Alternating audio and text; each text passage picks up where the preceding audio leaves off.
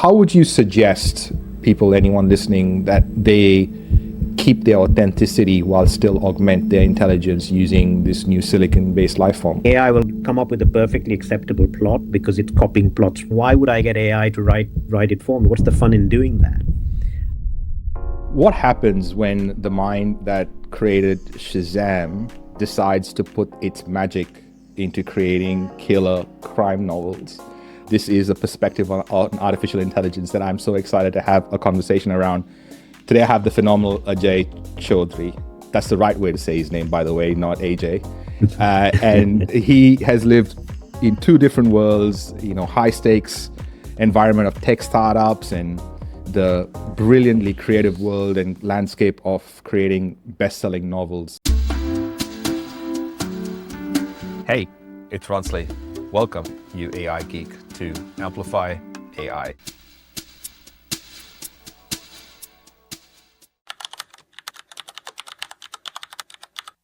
Thank you, Ajay, for joining me on the show, and I'm so excited for this conversation. With those two sides, it seems like most times there's this notion that they don't mix. How do you introduce yourself at a barbecue? I don't really. Well, I didn't create Shazam. I was one of the team of 5 founders who did. So there were a lot of us who did it. And look, the reality is that if I look at the common thread that's been going through what I do, is I like building stuff or creating stuff. And whether that's a tech company or whether that's a book or whether that's a play, I direct plays. At the end of the day, what turns me on is, this thing that didn't exist before exists now, and people get pleasure out of it. And there's no buzz better than that for me. So if I were to introduce myself, probably be, something grand like creator. It's godlike, isn't it? Exactly. You're no different to the way I think of myself, because I also love creating, whether it is, books or things that never existed before. And you're right, there's a lot of pleasure in seeing something come to life that used to be a drawing in the notebook. What do you think? So when you think about your journey as a creator, did you always know that you were a creator, or when did you first realize that you had this superpower? Probably in college, I guess. I went to college in India. I grew up in India. And when I really got into theater, and a friend of mine asked me to direct a play, and I'd never directed a play before. But I suddenly found, oh God, I really like this. And, and before that, I used to write short stories and, the rubbishy kind of stuff you write as a teenager. So I always enjoyed doing that. And it grew from there, I suppose. Do you remember your first creation that went out to the world and someone sort of had feedback? Probably when I'm trying to remember now, must have been 12 or 13. And I entered a debate competition. And the topic I still remember was, should boys learn how to cook? This was a very, very Indian topic. And I kind of went in there with this, yes, boys should learn how to cook. And I won the competition. And I think that feeling of, well, I said something here that people seem to respond to was probably my first memory of creating something. And then I said, I wrote a few short stories, got something published in the school magazine. And that's kind of where it started from. Talk to me about growing up, and where did you grow up? What was school and college like for you? What are your memories? And what were the biggest learnings from that environment? And what is it like now? I grew up in Bombay and Calcutta mainly. My dad used to work for a bank, so he got transferred all over the place. But I spent most of my time in Bombay and Calcutta. And I didn't like school very much. I didn't like being told what to do. But I was good at studies. I did well in school. I particularly liked English. And I think that makes a massive difference. I mean, I had some great English teachers, and it's a cliche to say, oh, these teachers set you up for life, but they really did. And that got me into my love of literature. And, and growing up in India, you grow up with the kind of holy trinity of Enid Blyton, Agatha Christie, P.G. Wodehouse. So I kind of went through all of them. And that kind of got me into my love of crime as well. Now, I never thought, 50 years later, I'd actually be writing crime novels, but I certainly loved reading them. And then, once I finished school, I had to go to college. I wanted to study literature. And my dad said, no, obviously not. You're a boy. You're not going to study literature. So I had to go and study economics, but still had that yen for English. And then basically left the country and went to the US to do an MBA. So that kind of got me started on my business and tech career. Whereas my creative writing other career kind of took a bit of a backseat at that point. You mentioned English and teachers. So English is not your first language? Well, it depends. It is. It is. My dad was from Assam. My mother was from Punjab, so they didn't speak each other's language. So the only language they spoke was English. So I just grew up speaking English. I mean, you're Goan, so I guess you grew up speaking English as well. Yeah. So it is very much my first language. Yeah. I was going to say, if you don't think in English, to be able to write in English is absolutely insane. So I was going to go down that path. But, Camille Ramon is, one of your series that is really well received. Where when you think about the original inspiration, where did that come from? And what's your process to sort of put that on paper? I feel slightly guilty saying this, primarily because it was such an accident. Essentially, I had no plan. I'd written a children's book and I'd been lucky enough to get published, but I just wrote that for my kids. And then I thought, okay, that's it, got that out of my system. And then my wife literally saw a tweet looking for a first-time crime writer and said, look, why don't you apply for this thing? Because she knew I was going to, come up to retiring from my day job soon. And I think she didn't want me hanging around the house with nothing to do. So I said, oh, fine. And I had this vague idea for a while about this cop from Calcutta who gets thrown out to the police force for corruption and ends up as a waiter in the Indian restaurant in the East End of London. So I wrote 3 chapters and wrote a synopsis and sent it in and forgot about it. And then one day I just got this phone call to say, hey, you won the competition. And can we have the rest of the book? Because one of the rules was the book has to be fully written before I enter, which obviously I hadn't done. So I had to very hurriedly put the rest of the book together and send it in. And then luckily it got well received. And then suddenly they wanted another one. And then before I know it, I'm kind of 6 books in. And I've absolutely fallen in love with the character, both him and Anjali, who's his sidekick. And I'm loving it. Wow. So what's your process then when you talk about getting these ideas? Do you have like a regular thing that you do? And then how do you connect all these ideas together? So I guess the process is in 2, 3 things. One is when I had a full-time job, when I was working in tech, I would wake up at 5 every morning and write from 5 to 8. Now that I'm kind of retired from that, it's a bit more fluid and I kind of write what the inspiration strikes me. Everything starts with a idea of something that matters to me. So the first book was about corruption. The second book was about homelessness. The third book was about AI and where, the negative impact of AI. So again, it's stuff that's happening around that I want to write about. And then I weave a kind of murder mystery out of it or a crime out of it. And he's got to solve that crime. And yeah, I mean, you constantly get ideas and I just put it into my notes app and then come back to it and then try and stitch it all together.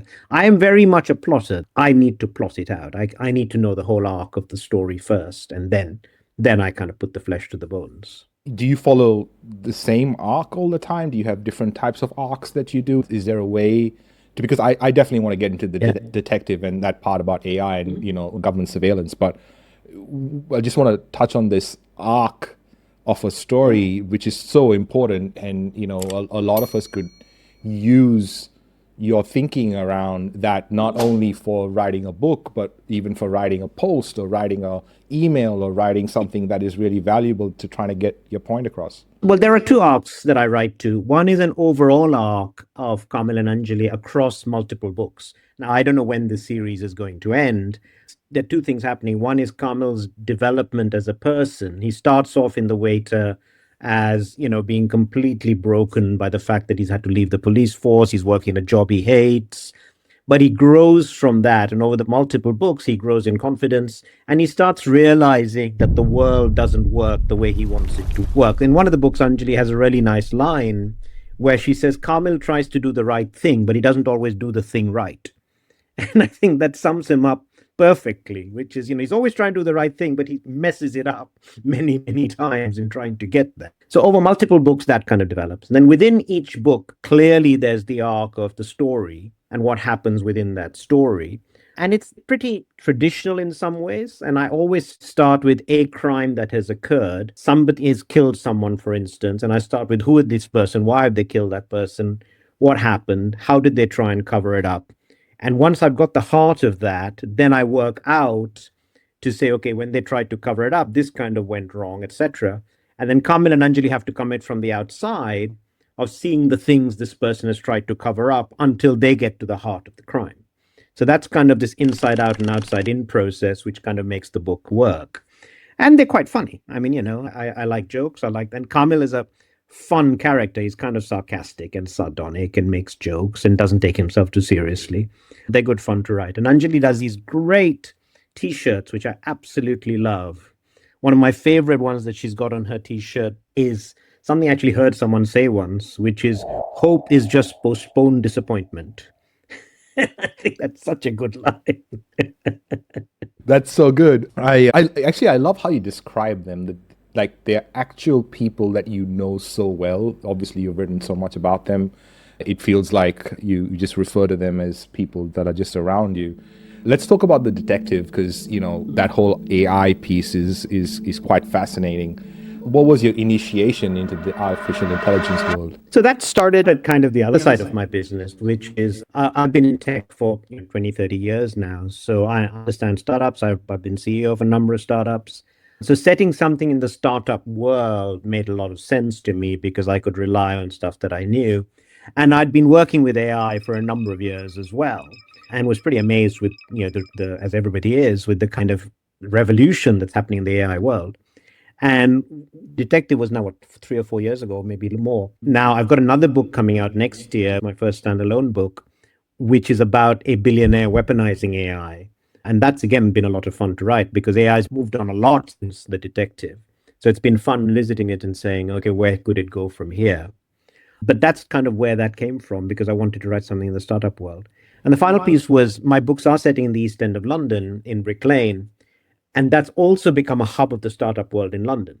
So it's quite fascinating because you've got kind of one side, which is these Bangladeshi restaurants, these people who've lived there for years, and all these new techies now coming in. And I was quite fascinated by the culture clash that's happening. What is your view then after doing, like, I mean, being part of the tech world for so long, seeing artificial intelligence evolve? It's been evolving for such a long time. It just got into the news over the last 3 years. But what's your take on it? What's your view on how to use it? Because there's obviously, there's a very famous interview of yours that, ChatGPT can't write your next best-selling novel.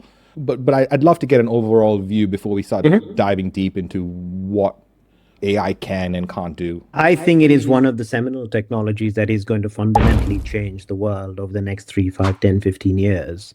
I think it's as important as the internet in a lot of different ways. And certain industries, I think, are going to be totally upended, or even warfare, unfortunately, are going to be totally upended. Some for good, some for bad. I also think it needs to be regulated because right now there's this war going on between countries, between companies, where everyone's going hell for leather to try and get the best AI. And I think the huge dangers behind that if bad actors start getting hold of it, which they will, and then start using it for things that it wasn't meant to be used for.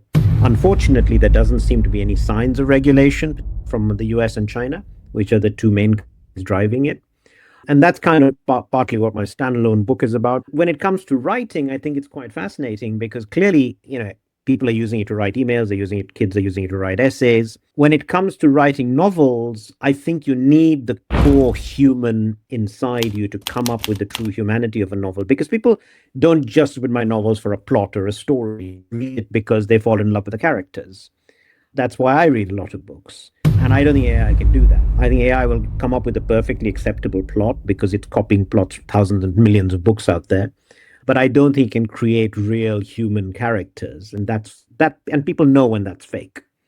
And also, frankly, that's what I like writing. I mean, why would I get AI to write it for me? What's the fun in doing that? So it has all kinds of implications. But yeah, it's definitely a technology that's going to change the world. When I think about that, because my second book, Amplify AI, everyone asked me whether I used AI to write the book. Right. And I did not. I mean, I did not use AI to write the book, but I used AI in the writing process of the book because yeah, me too. Some of the things, there's no absence. I mean, some of the things that I've done, there's over 70 research papers that I went through to be able to put that into context, but to be able to weave that all together and get the research and all that kind of stuff, there's absolutely no way I would have done it in the 19 months or 21 months that it took me to put that together. It would have taken 5, 6 years to be able to even do the literature review to get to the point of writing. So how do you use AI in your writing process, or do you use it at all? No, I do use it, and I use it in a number of different ways. So it starts from one extreme, where I think it can be an incredible creative enhancer. So Google asked me a couple of years ago to work with them on a new kind of interactive short story where they were going to use AI to create. If I wrote the story, they were going to use AI to bring it to life using audio, video, images, and so on. So we created something called the Invitation, which is available for free online or on mobile if anybody wants to go and look at it. It's invitation.ajaychowdhury.com. And it was a completely new experience for me because it was a new type of creativity, a new type of story. It was very exciting to do. And I think you'll see more and more of this. The whole idea of AI based storytelling is only just beginning to start. And I think it's going to go off in some really, really interesting direction. So that's one side that absolutely fascinates me. The second side is for research, as you kind of mentioned. So this book, that the thriller that's coming out next year, which is about this weaponization of AI, it also incorporates a lot of quantum physics. Now, I'm not a quantum physicist, and I spoke to a quantum physicist who gave me a bunch of stuff. But then I wrote it into my book and I got ChatGPT to read it and say, look, does this make sense? Is it real science? And it came back and said, these bits make perfect sense. You might want to change some of these bits. And I did. And I will go back at the end, back to the physicist to advise me to make sure he looks at it. But in that sense, it was fantastic, because I'm expert in that field.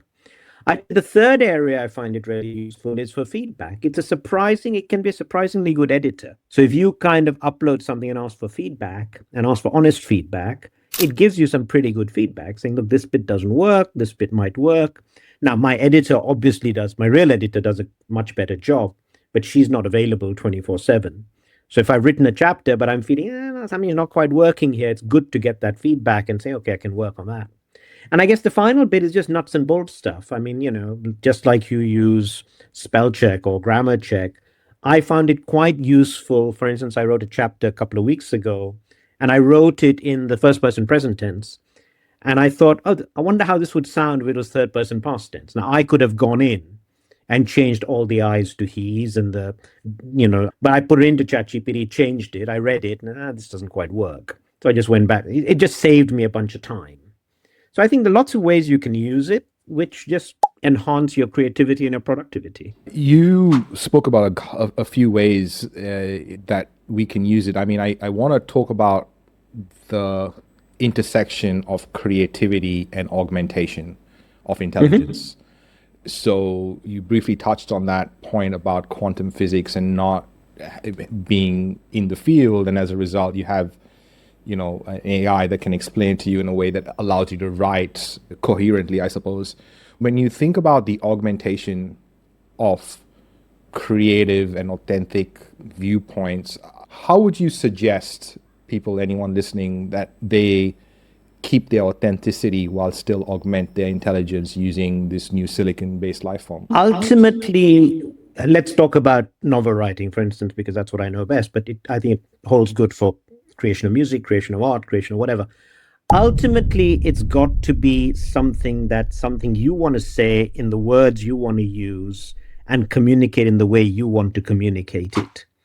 Now, it may make a couple of suggestions, and if you like the suggestion, use it. But there's some ridiculous examples. There was something in Private Eye magazine the other day where they found a printed book which was one of these romantasy novels, where there was a paragraph in the printed novel which says, I have written this in the style of so-and-so. Would you like me to write it a bit more?